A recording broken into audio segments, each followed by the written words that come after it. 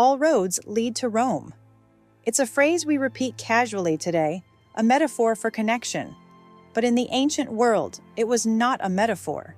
It was fact, carved in stone, pressed beneath the sandals of soldiers, the wheels of wagons, and the feet of pilgrims. Picture yourself in the year 100 AD. The empire stretches from the sands of Africa to the cold forests of Britain, from the Atlantic coast of Hispania to the deserts of Syria, and across all of it, one thing binds the farthest provinces to the eternal city. A web of roads so vast, so precise, so durable, that parts of it still carry traffic 2,000 years later. But these roads were more than infrastructure. They were weapons. They were arteries of power. They carried conquest, trade, law, language, and faith. They turned Rome from a city of huts on 7 hills into the master of the known world. This is the story of the Roman roads, how they were built, how they transformed war, how they reshaped everyday life, and how they still echo in the highways we drive today. Our journey begins in the year 312 BC. Rome is not yet an empire, not yet a colossus.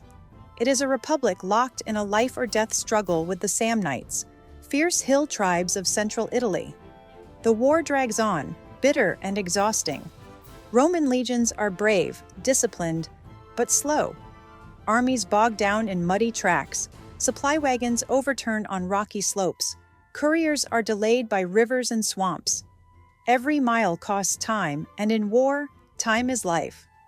Enter Appius Claudius Caecus, censor of Rome, a man of vision and stubborn arrogance.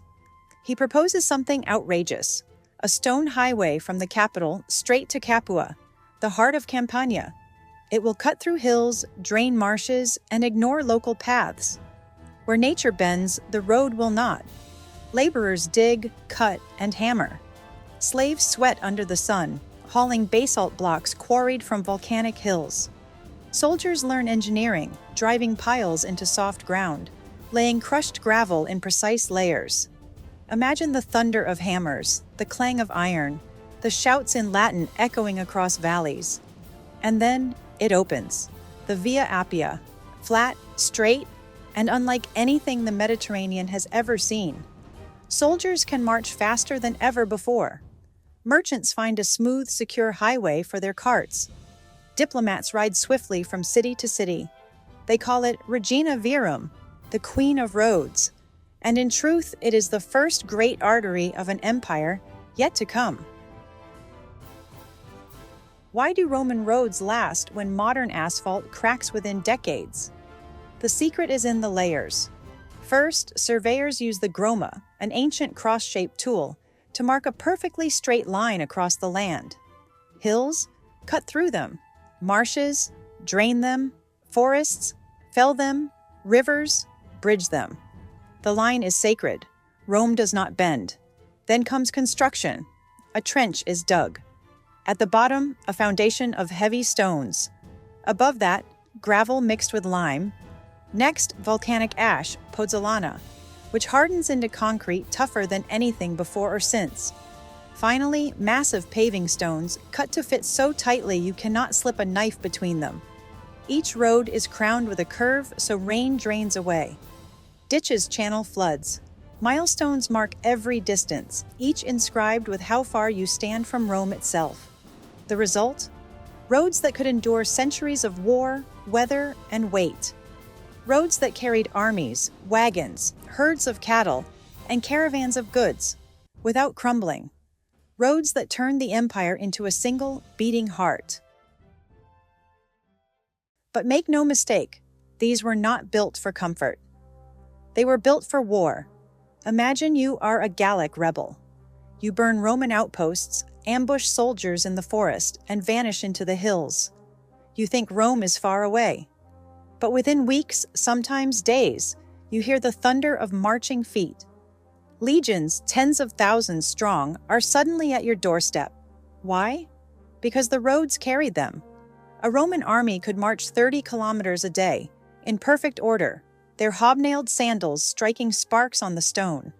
Supply wagons groaned behind them, mules carried siege weapons, and couriers raced ahead with orders. In Spain, in Gaul, in Britain, the roads were as deadly as the legions themselves. Hannibal, the great Carthaginian general, crossed the Alps with elephants, but Rome's roads allowed counterattacks that eventually destroyed him. Julius Caesar's lightning campaigns in Gaul were possible only because roads allowed speed and coordination unknown to his enemies. The roads were Rome's silent army, always marching. But once the legions pacified a province, the roads changed purpose. They became rivers of trade, channels of daily life.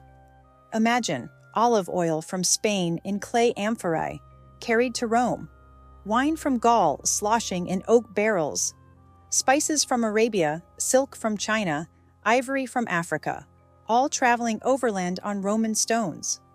At intervals stood mansiones, way stations where travelers rested, changed horses, ate meals. Couriers of the Cursus Publicus rode with state messages, changing mounts to cover 80 kilometers in a day. It was the first true postal system of Europe. But roads carried more than goods. They carried ideas, philosophies, languages, songs, recipes, even jokes. Soldiers brought Latin slang to distant provinces. Merchants shared stories from Egypt in the taverns of Gaul. Priests carried cults, Mithras, Isis, Christ, across the empire. Without roads, Christianity may never have spread beyond Judea. But with them, within 3 centuries, it became Rome's dominant faith. Rome didn't just conquer by sword, it conquered by stone. At its height, Rome's road network stretched nearly 400,000 kilometers, 10 times the circumference of the Earth.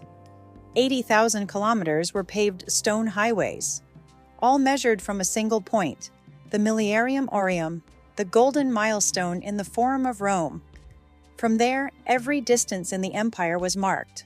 Wherever you stood, the road reminded you were part of Rome.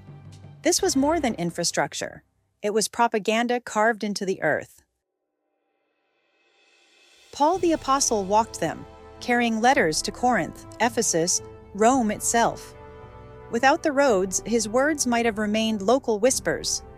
With them, Christianity spread like fire. Later, pilgrims followed the same stones, seeking relics, shrines, holy places. Medieval Europe inherited these arteries. Knights rode to crusades on roads first paved by Roman engineers. The stones endured, and so did the faiths they carried. When the Western Empire collapsed, the roads fell silent. Bridges broke, stones loosened, grass sprouted between the cracks. But they did not vanish. Medieval kings still rode them. Peasants plowed fields across them. Merchants sought their lines because they were still the best paths across Europe. Even today, highways in France, Britain, Italy follow Roman routes. To drive them is to follow the shadow of legions. So what do the Roman roads teach us? That power is not only conquest, not only wealth, it is connection. The roads stitched provinces together. They made the empire more than a city. They made it a civilization. We live in a new age of roads, digital ones laid not in stone but in fiber optics and satellites. The lesson remains the same. Connection creates power. Connection builds empires. The stones of Rome remind us, empires rise, empires fall, but the roads remain. What do you think? Were Rome's greatest legacies its armies or its roads? Let us know in the comments. And if you enjoyed walking this path with us, subscribe, because history always has another road worth traveling.